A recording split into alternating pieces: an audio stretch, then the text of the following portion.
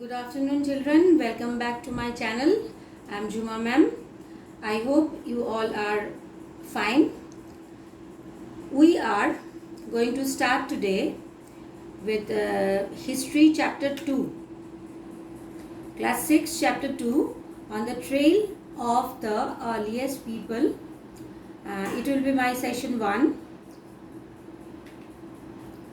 Earliest people.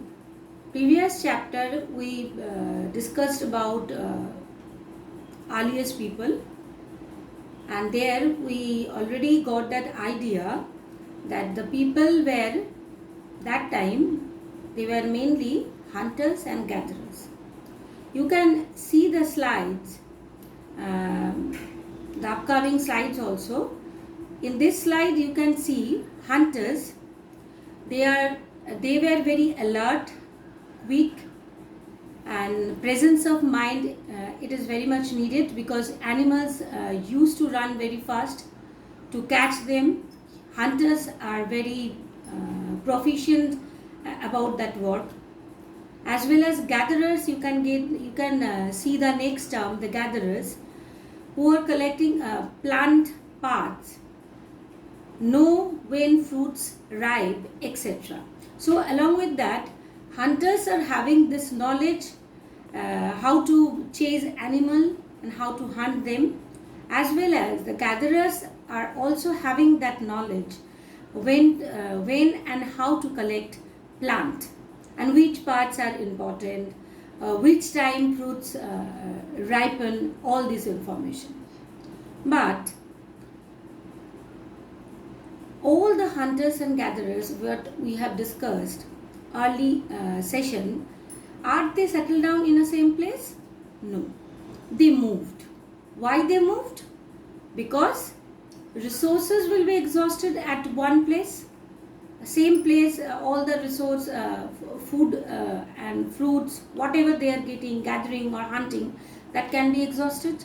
That's why they need to move. Second point, hunters moved with animals in search or following them.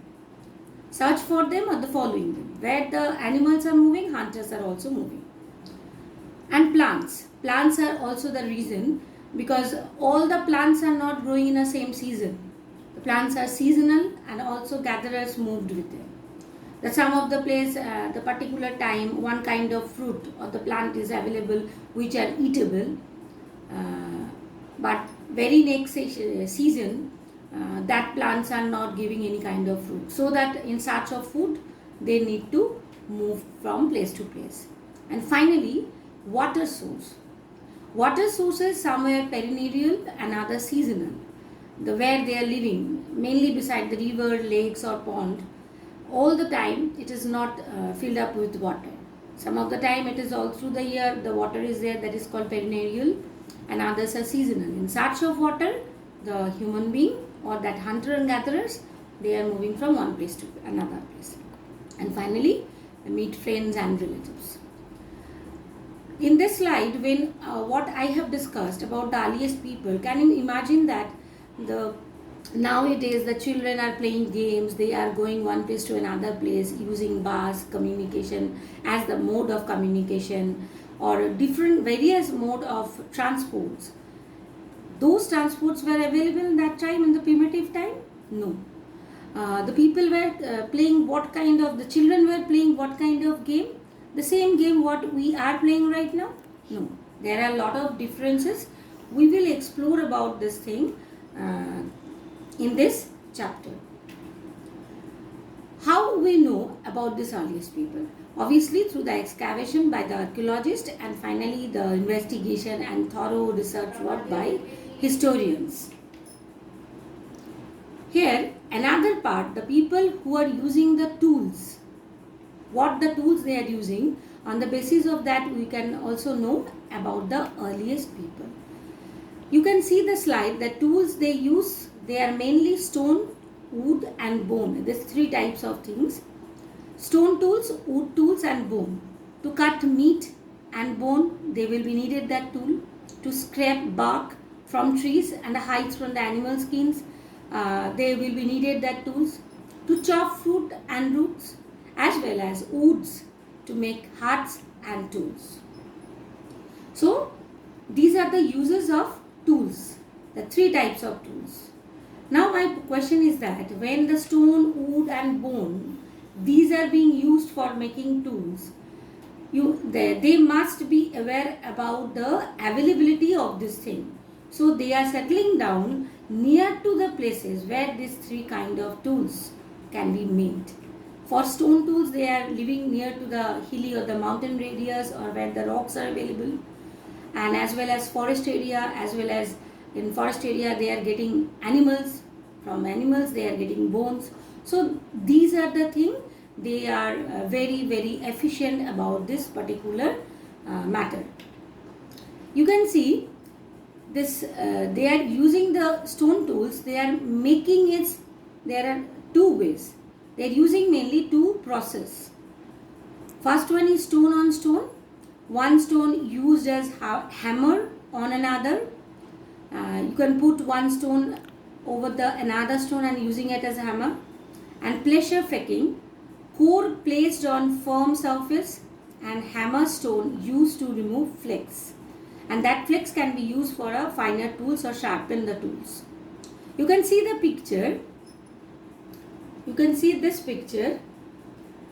Stone tools may also have been used for the left side picture, digging the ground to collect edible roots and stitching clothes made out of animal skin. So making stone tools, stone are the main material over there. We will discuss about this thing in detail, but I am giving you the key synopsis of the first part of this chapter. Now another discovery of this time was fire.